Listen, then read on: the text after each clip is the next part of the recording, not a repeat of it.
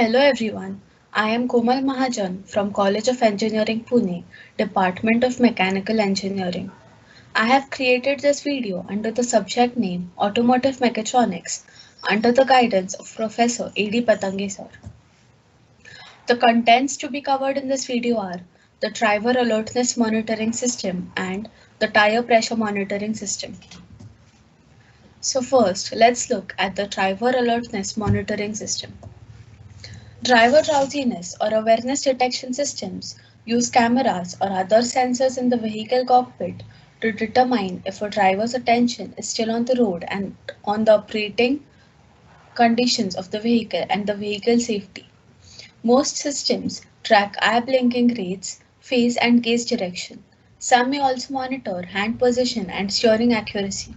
In the event that the system's inputs no longer meet minimum accepted criteria, it may use audio and visual alerts and possibly force feedback through the steering wheel to regain the driver's attention. The driver alertness monitoring system is also known as the driver drowsiness detection system, drowsy driver warning system, or the driver monitoring system.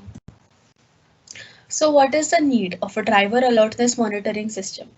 NHTSA estimates that there are about 1,000 fatalities and 83,000 crashes that are related to driver fatigue each year. Reasons for driver fatigue include lengthy driving distances, lack of sleep, and body clock disturbances. Objective of the driver alertness monitoring system is as follows: to monitor the position, general behavior, or driving performance of the driver and signal a warning and take partial control of automotive systems when a lack of attentiveness is detected. In some cars that already employ lane departure warning systems, data from that system is factored into the driver alertness algorithm. As you can see on the screen, an example of the driver alertness monitoring algorithm is shown. The camera inputs various movements of the driver, such as the eye movement that is blinking, head movement that is nodding, facial expressions, and the driver hand or body movements. Along with this, other inputs such as time of the day, inside and outside temperature, force on the pedal, and road construction are also given. Based on these inputs, it is determined whether the driver is fatigued or no. If the driver is fatigued, a signal is sent to the decision box, that is the driver alertness monitoring system, and the driver receives an alarm warning him that he needs to take a break. The various sensors used in the driver alertness monitoring system are as follows: camera, steering angle sensor, body sensors, pedal position sensor, and the vehicle speed sensor. Camera. It allows functionalities such as identification of the driver in order to allow the vehicle to automatically restore its preferences and settings, monitor driver fatigue and alert him when potential drowsiness situation is detected, monitor driver attentiveness by ensuring he is keeping his eyes on the road and that he is aware of any dangerous situation. Pilot and user interface thanks to the eyes by automatically selecting HNI areas, highlighting features. Second is the steering angle sensors.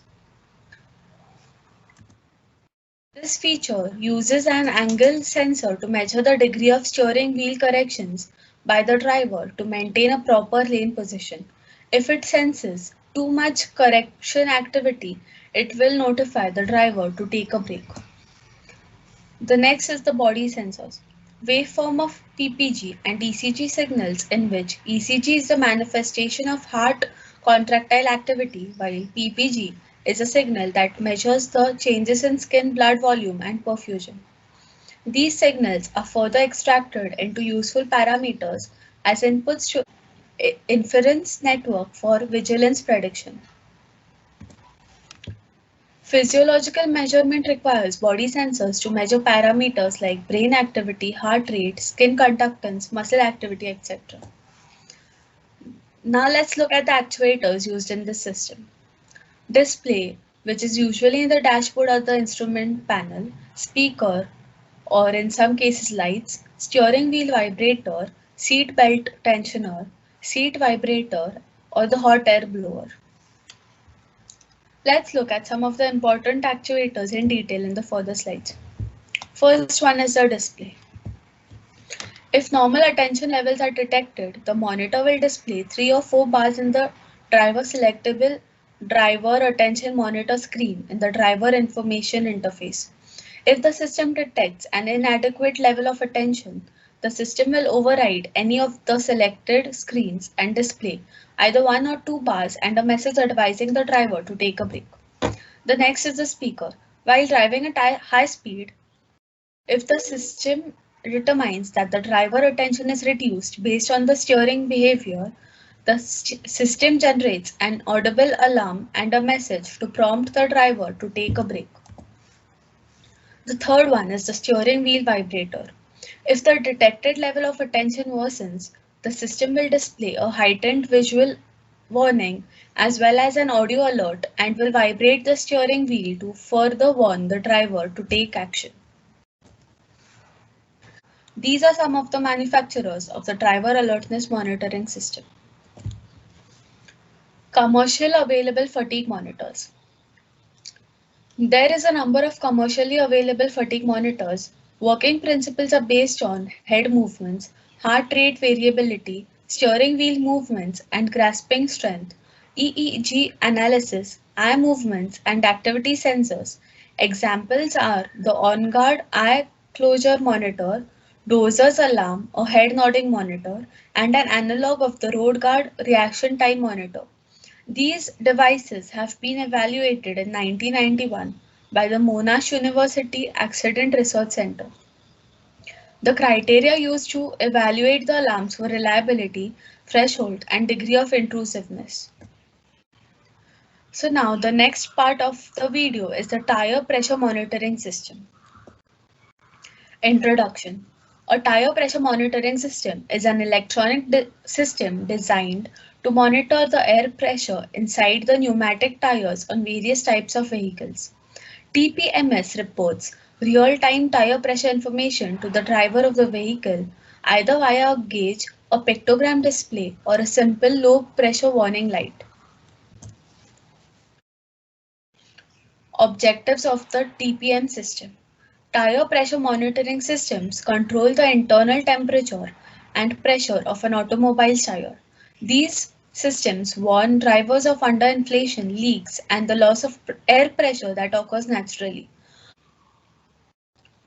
Avoiding traffic accidents. Avoid poor fuel economy. Decreased tire wear due to underinflated tires through early recognition of a hazardous state of the tires. What is the need of a TPMS? Tires typically lose about 1 psi each month due to natural permeation. This loss can be greater in warm weather. In an underinflated tire, the side walls will flex excessively, creating high temperatures that degrade the tire and make failure more likely.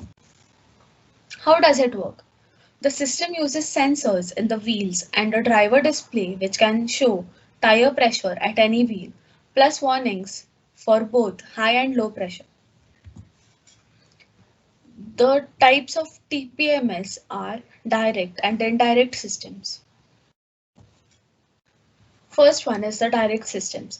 They attach a pressure sensor or a transmitter to the vehicle's wheel inside the tire's air chamber. An in-car receiver warns the driver instantly if the pressure in any one tire falls below a predetermined level. A direct TPMS sensor consists of the following main functions requiring only a few external components such as the battery, housing, PCB to get the sensor module that is mounted to the valve stem inside the tire. These are the pressure sensor, analog digital converter, microcontroller, system controller, oscillator, radio frequency transmitter, low frequency receiver, and voltage regulator. You can see in the figure an example of a direct TPMS. The next is the indirect systems. They use the vehicle's anti-lock braking systems wheel speed sensors to compare the rotational speed of one tire versus the others. If one tire is low on pressure, it will turn a different number of revolutions per mile than the other three tires. Newer systems also collect information from the electronic stability control system and or other systems and are capable of detecting pressure drops in 1, 2, 3 or even all four tires. You can see an example of the indirect TPMS in the adjoining figure. Indirect TPMS do not use physical pressure sensors but measure air pressures using software-based systems, which by evaluating and combining existing sensor signals like wheel speeds, accelerometers, driveline data, etc., estimate and monitor the tire pressure without physical pressure sensors in the wheels. First generation ITPMS systems are based on the principle that underinflated tires have a slightly smaller diameter than a correctly inflated one. These differences are measurable through the wheel speed sensors of ABS or ESC systems. Second generation ITPMS can also detect simultaneous underinflation in up to all four tires using spectrum analysis of individual wheels, which can be realized in software using advanced signal processing techniques. Apart from classifying the TPMS in direct and indirect TPMS, it can also be classified according to the vehicle type, that is, whether it is a passenger vehicle, light commercial vehicle, or a heavy commercial vehicle, or it can be classified according to the sales channel, that is, whether it is OEM or aftermarket. It can also be classified according to the region in which the TPMS is to be used. The significant advantages of TPMS are summarized as follows. Fuel savings. According to the GITI, for every 10% of underinflation on each tire on a vehicle, a 1% reduction in fuel economy will occur. The Department of Transportation estimates that underinflated tires waste 2 billion US gallons of fuel each year. Extended tire life. Underinflated tires are the number one cause of tire failure and contribute to tire disintegration, heat buildup, ply separation, and sidewall or casing breakdowns. Further, a difference of 10 pounds per square inch in pressure on a set of duals literally drags the lower pressure tire 2.5 meters per kilometer. Moreover, running a tire even briefly on inadequate pressure breaks down the casing and prevents the ability to retreat. It is important to note that not all sudden tire failures are caused by underinflation. Structural damage is caused, for example, by hitting sharp curbs or potholes, can also lead to sudden tire failures, even a certain time after the damaging incident. These cannot be proactively detected by any TPMS. Improved safety. Underinflated tires lead to tread separation and tire failure, resulting in 40,000 accidents, 33,000 injuries, and over 650 deaths per year. Further, tires properly inflated add greater stability, handling, and braking efficiencies and provide greater safety for the driver, the vehicle, the loads, and the other people on the road. Environmental efficiency. Underinflated tires, as estimated by the Department of Transportation, release over 26 billion kilograms of unnecessary carbon monoxide pollutants into the atmosphere each year. You can see on the screen some TPMS dashboard icons. The first one shows the TPMS low pressure warning icon, and the second one shows the TPMS failure icon. Challenges in designing a tire pressure monitoring system. The chief challenge to measuring tire pressure is the simple fact that the tire is rotating at high speeds and making a direct electrical connection to a rotating tire is difficult. The tire is also exposed to unexpected hazards, water and road chemicals and subjected to severe centrifugal forces. TPM systems must be designed to endure these harsh conditions and meet four key requirements, that is, they must secure the sensor in the tire, provide power to the sensor, extract data from the sensor, and display the information to the driver. Thank you.